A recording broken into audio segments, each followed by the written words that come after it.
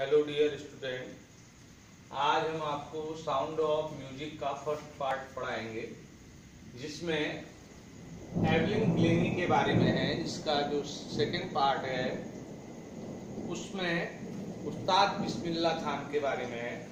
तो पहले चैप्टर में एवलिन ग्लेन, जो कि एक पूर्ण रूप से बहरी नवयुवती है, फिर भी वह अपने जो प्रोफेशन है उसका, यानी कि वाद्य यंत्र बजाना, उस पर परफॉर्मेंस करना, उस क्षेत्र में वह सर्वोच्च स्थान उसने प्राप्त किया।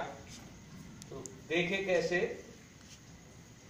भूमिगत जो रेलवे प्लेटफॉर्म है वहां पर जो भीड़ है वह अपना स्थान पाने के लिए जो है आपस में धक्का मुक्की करती है, और एक दुबली पतली लड़की जो कि 17 वर्ष की है, वह इतनी ज्यादा कमजोर है कि वह अपनी उम्र से कम दिखाई देती है। जब वह रेल के आने का वाइब्रेशन, कंपन महसूस करती है तो नर्वस हो जाती है। एक स्कॉटिश फॉर्म से आई हुई साधारण नवयुवती का लंदन के जो सम्मानित रॉयल एकेडमी ऑफ म्यूजिक है उसमें उसका आज पहला दिन है, और किसी भी किशोरी के लिए यह डराने के लिए पर्याप्त कारण है, क्योंकि वह एक पूर्ण रूप से बहरी है। उसकी जो सुनने की शक्ति है वह धीरे धीरे खत्म होती है। उसकी माँ याद करते हुए कहती है कि जब वह 8 वर्ष की थी और वायलिन बजाने के लिए जो है बैठी थी, तो मैंने उसे आवाज दी, उसने नहीं सुना। मुझे लगा कि इसके साथ कुछ गलत है। फिर भी वह अपने जो सुनने की जो उसकी सामर्थ्य थी, यानी कि अपने बहरेपन को 11 वर्ष तक छुपाकर उसने रखा। पर अंत में जब 11 वर्ष की आयु में उसके स्कूल के मार्क्स कम होने शुरू हुए, तो उसके अध्यापक ने उसके माता पिता से प्रार्थना की कि आप इसे किसी स्पेशलिस्ट को, किसी विशेषज्ञ को दिखाइए। जब वहां दिखाया गया तो स्नायु तंत्र के धीरे धीरे क्रमिक ह्रास के कारण उसकी सुनने की शक्ति धीरे धीरे खत्म हो गई थी। तो विशेषज्ञ ने उसके माता पिता को परामर्श दिया कि आप इसके कान में हेयरिंग एड्स, यानी कि सुनने की मशीन लगाएं और इसे बहरे के स्कूल में डाल दें। तो एवलिन याद करते हुए कहती हैं कि अचानक ही मुझे ऐसा लगा कि सारा संपूर्ण संसार मेरे लिए अंधकार में हो गया है। पर वह ऐसे ही वह हार मारने वालों में से नहीं थी। तो उसने सोचा कि मैं जो है अपने संगीत को आगे बढ़ाऊंगी। तो उसने तभी इस बीच में एक लड़की को जिलोफोन बजाते हुए सुना, तो उसने यह निश्चय किया कि वह भी जिलोफोन बजाएगी। और जब वह स्कूल में थी तो उसने अपनी जो इच्छा थी वह अपने अध्यापकों को बताई। अधिकतर जो उसके अध्यापक थे उन्होंने जो है उसको डिमोरलाइज किया, यानी कि उसका उत्साहवर्धन नहीं किया।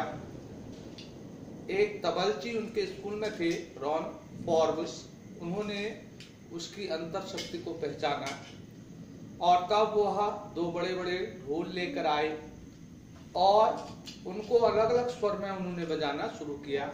और एवलिन से कहा कि आप इन जो वाद्य यंत्र हैं इनके स्वरों को कान से न सुनकर अपने किसी अन्य तरीके से सुनना महसूस करें। तो एवलिन कहती है, अचानक ही मुझे बड़े ढोल का जो स्वर कंपन था वह कमर से ऊपर के हिस्से में महसूस हुआ, और जो छोटे ड्रम का जो कंपन था वह कमर से नीचे के हिस्से में महसूस हुआ। धीरे धीरे मैंने, जब उन्होंने इस प्रक्रिया को दोहराया तो धीरे धीरे मैंने इसे जो है अपने शरीर के विभिन्न अंगों में इस वाद्य यंत्र के संगीत को महसूस किया और तब से इस बिंदु से उन्होंने पीछे मुड़कर नहीं देखा। 16 वर्ष की उम्र में वह ऑर्केस्ट्रा के साथ यूनाइटेड किंगडम गई और वहां रॉयल एकेडमी ऑफ म्यूजिक में सर्वोच्च स्थान उसने प्राप्त किया और उसने एकल प्रदर्शन में भी अपने आप को स्थापित किया और 3 वर्ष के उस कोर्स के दौरान उसने अधिकतम जो सर्वोच्च पुरस्कार थे वह प्राप्त कर लिए थे और हजारों अन्य वाद्य यंत्रों में उसने सिद्ध हस्ती प्राप्त की थी। जब भी वह बोलती है तो उसके धारा प्रवाह में कहीं पर भी कोई रोक टोक नहीं होती।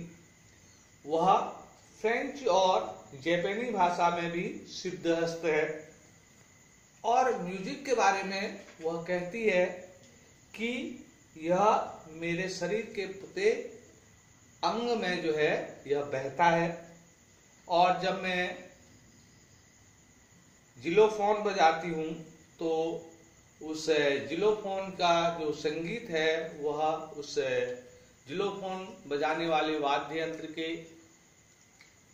यंत्र से होते हुए मेरे अंगुलियों से मेरे शरीर में प्रवेश करता है और जब वह स्टेज पर लकड़ी के स्टेज पर अपना प्रदर्शन करती है तो वह अपने जूते उतार देती है ताकि जो उस संगीत का स्वर कंपन है उसके पैरों से होता हुआ उसके शरीर में प्रवेश करे और उसके कंपन के द्वारा वह उस संगीत को महसूस कर सके। और रॉयल फिलहार्मोनिक सोसाइटी में 1991 में उसने एकल प्रदर्शन के लिए सर्वोच्च पुरस्कार प्राप्त किया। वह संगीत को बहुत ही सुंदर ढंग से प्रस्तुत करती है। तो एवलिन इस बात को स्वीकार करती है कि कठिन परिश्रम और जो ईमानदारी से जो मेहनत की जाती है उसके द्वारा उसने यह उपलब्धि प्राप्त की है और अपार लोगों को उसने जो है आनंद प्रदान किया है। वह अपने प्रदर्शन के अतिरिक्त जो अन्य स्टेजों पर वह प्रदर्शन करती है उसके अतिरिक्त वह जेल में और हॉस्पिटल में फ्री जो है अपना प्रदर्शन करती है ताकि उन लोगों का वह मनोरंजन कर सके।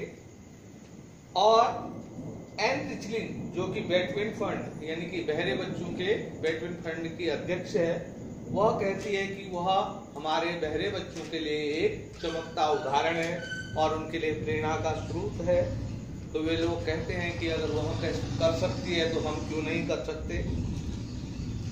तो एवलिन गिलेनी ने अपनी उम्र से दुगने उम्र के व्यक्तियों की अपेक्षा इस कम उम्र में उनसे अधिक उपलब्धि प्राप्त कर लिए और वह जो अपाहिज बच्चे हैं उनके लिए प्रेरणाप्रद है, उनको प्रेरणा का स्रोत है और साथ साथ ही वह लाखों लोगों को अपार आनंद अपने संगीत के द्वारा प्रदान करती है। धन्यवाद।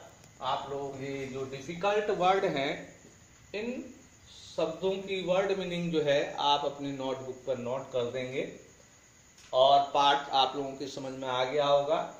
कल आप लोगों को इस पाठ के क्वेश्चन आंसर कराए जाएंगे। धन्यवाद।